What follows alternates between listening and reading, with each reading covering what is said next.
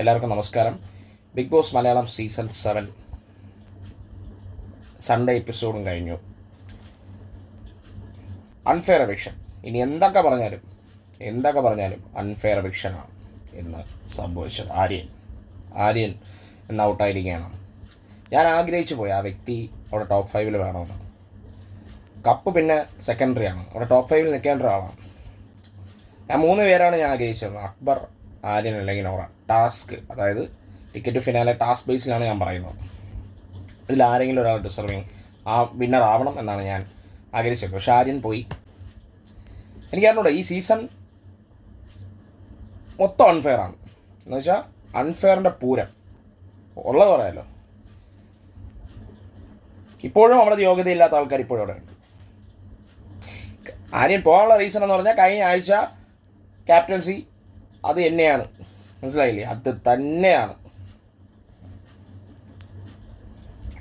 ഒന്ന് ആലോചിക്കണം, ഒരു തുമ്പ് കിട്ടിയാൽ മതി അവൻ എങ്ങനെയൊക്കെ വലിച്ച് കീറാം എന്നുള്ളത് ഒരു എക്സാമ്പിളാണിത്. ഇതിന് മുമ്പത്തെ വിഷയങ്ങളിൽ നമ്മൾ കണ്ടത് ആട് കോപ്രായം കാണിച്ചു കൂട്ടിയ ആൾക്കാർ ഇപ്പോൾ അവിടെ ഉണ്ട്. അതൊന്നും മനസ്സിലാക്കണം. അന്നൊന്നും നീയൊന്നും ഇവിടെ കണ്ടില്ല.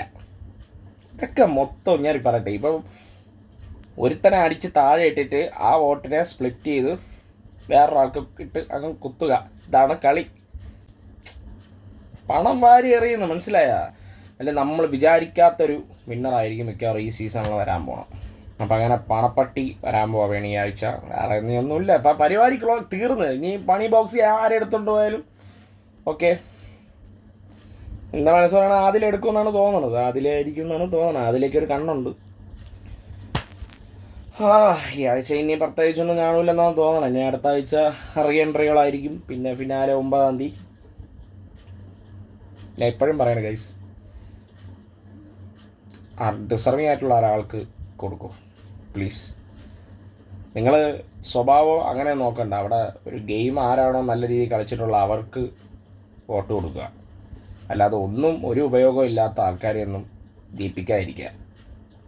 അപ്പോൾ ബൈ.